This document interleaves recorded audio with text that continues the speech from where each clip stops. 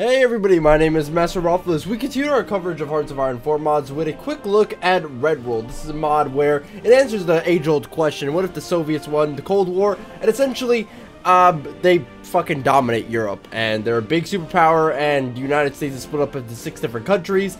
Lots of weird shit goes down. Libya is in some sort of 8-way civil war. It's just crazy all around. But essentially, with the Soviet Union focus tree, how it works is you get about a couple of them that are focused on diplomacy, military, economy, all that stuff, getting rid of those negative modifiers. But then there are 3 choices that allow you, or maybe there's 2 choices, I didn't really fully look at it. But then there's a bunch of choices that allow you to choose the future successor of, well, what was it, the Soviet Union. So you can pick Gorbachev, you can pick Vladimir Putin, you can go full on crazy, you can continue on with the communists, you can even make your own system of governance, you can even, like, you know, become a dictatorship with Soviet Union, like a fascist dictatorship. You could even, like, institute a monarchy. It's quite crazy the amount of choices that you can have for the Soviet Union. There's a good amount of choices also for the American Republic and a few of the different countries that surround America. I say countries because now they're completely different factions. Like, there's Texas over there. There's, like, American Republic. There's a couple of, like, communist states. Like, it's crazy over there. Now, the technology that we're using is also Cold War tech. So what we're utilizing is a lot of the, I think, the Modern War mod, I believe. The Millennium Dawn mod, that technology tree, so that allows us to get the modern tech that we need. Now, in this LP in particular, I didn't really notice anything like too big, honestly. There was a lot of waiting for the Soviet Union. There's a couple of like different focuses you could do that start off a civil war, but I didn't do them because, I don't know, like I wanted to go for Vladimir Putin, where he was monarch of all of the Soviet Union, and I was able to do that. And then afterwards, I was left with nothing because, unfortunately, the justified war goals for him are actually very slow in comparison to what I thought they were, which was like 50%, but in here it's like 25%. Anyway, in the video now, you can see like the Libya getting completely fucking split off into 8 different fucking countries. Look at that, the communists, the monarchs, the ISIS members, the Democrats. Well, look at that fucking map. It's crazy. Besides the Libya, nobody else has really any other, like, massive conflicts that go on, which is honestly also unfortunate. Like, I didn't see anything with China, I didn't see anything with Europe. Europe and China do eventually mobilize, but way later on. I am surprisingly kind of cool with this mod and its interpretation of history. Like, the Cold War, what would have happened if the Soviets dominated it? What would have happened if the communists dominated it? It'd be really cool to see.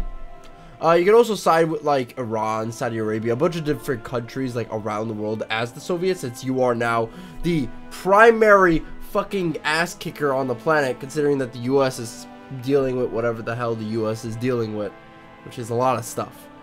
Besides the Soviets and the US, I didn't really see anything completely new here with a lot of the other factions. And you know what? I'm going to actually cut off a large chunk of this video considering that there is a lot of waiting time. So let's go ahead and do that really quick. Oh, yep, there we go.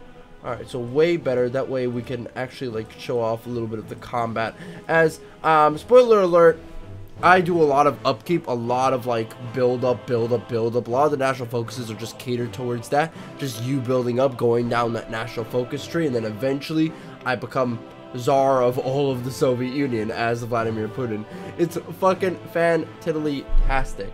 So right, let's go ahead and get rid of this, and I believe, yep, finally, there we go. Skip forward a little bit, and now we're finally at war with all of Europe. Okay, so how did this happen? How exactly did this happen? Well, it's a surprising turn of events, honestly, I would have to say. But essentially, here's how it went down. I became Tsar of all of Russia. Very, very easy to do so. Just like, ooh, I was just a gigantic powerhouse. So I became Tsar of all of Russia, and now I'm just like declaring war with Poland, dealing with them in my own way. Also, on top of this, I'm planning to declare war on all of Europe as well. So it's not just Poland. It's not just Poland. Let's give you that, for example. Wow, holy shit. Some of these, like, renders before, like, preview renders beforehand, before, like, the I start to render out this LP are quite like weird looking. I've also set up a weirdly enough, I have a national focus that sets up like a little small kingdom in Sweden that declares war on Sweden. It's fucking weird. I love it. So they're just like chilling out over there. And is that my territory or did I annex some of his territory? Yeah. I think a small country formed in my fucking like borders there. And as you can see, you can also see like Vladimir Putin just ooh, fucking rocking the bling over there. God damn, love the dude. He's like kicking. He's looking really fly with his like fucking gear. And so again, more and more build up, just the standard usual stuff here. Let me go ahead and maybe speed this up a little bit more because yeah, there's quite a lot of unnecessary build-up. So let's yeah, there we go. There we go. That should be a little bit better to say the least. God, sometimes I don't even realize how long these games actually go on for. So right now Poland is finally like fighting me off, that sort of shit. Good stuff. I'm fighting Poland. Now the war can finally begin. I'm also gonna get rid of my economy penalties because those are just kind of brutal to me. And you know, we kind of wipe all over Poland easy peasy. It's not a difficult war whatsoever. If there's one thing that I did notice is that I didn't really build up as many units as I should have if I wanted to declare war on all of Europe, which, you know, was the primary goal. But Poland is just a nice little cut swath through.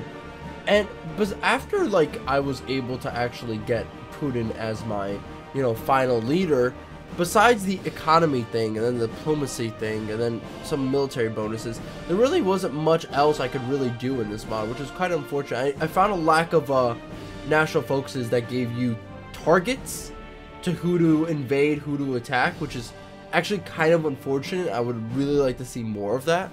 Like that's just like dope all around. Let me see, am I like on time? Yeah, I'm on time. Okay, so I was like a few seconds behind, but now I'm pretty good right now as is. And finally, I declare war on Czechoslovakia. I declare war on Europe, European nations as a whole, like Germany, Romania, all that stuff. I extend out my line so I could cater to all these different factions wanting to kick my ass. And at first, I do actually surprisingly pretty well. Russia does have a massive army, has a massive modern army.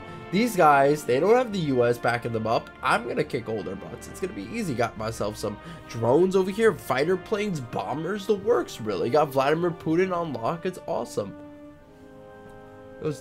But it was kind of weird because so what happens is I owned Europe, right? So in the beginning of the Cold War mod, you can, or the Red World mod, you can essentially own Europe. They're like various puppets and vassals of you.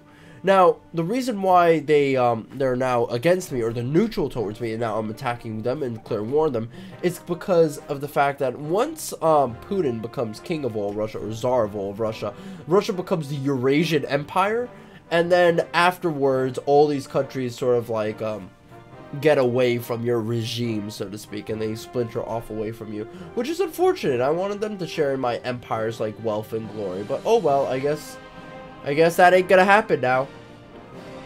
Now fucking people like Romania just want to fight back against us. We were doing so fine. So yeah, I do end up making great progress into Romania, but again, I think I started way too late, and I should have really planned ahead with this like little war here, considering that there are a lot of factions that I am dealing with. So, you know, it's not really wise to piss off this many. And also on top of this, I have like almost no uranium stockpile, which is kind of like ass, really. This was definitely a fault of my own. But besides that, I would definitely recommend this mod, especially if you're playing off as the United States. I don't know about Russia. I would say pick a different path besides Vladimir Putin. I find his to be a little bit boring. Yeah, a little bit boring, I would say. I went with Vladimir Putin for strictly purposes the memes, but you know, God Emperor Putin, please do not crucify me for my failure in this mod. But anyway, I'll leave you guys to it. See you guys next time, and tell me guys. Oh yeah, the next mod will probably be what was it? Tsardom of Russia, or whatever the fuck it's called. What would have happened if Russia won World War I? See you guys next time. Bye bye.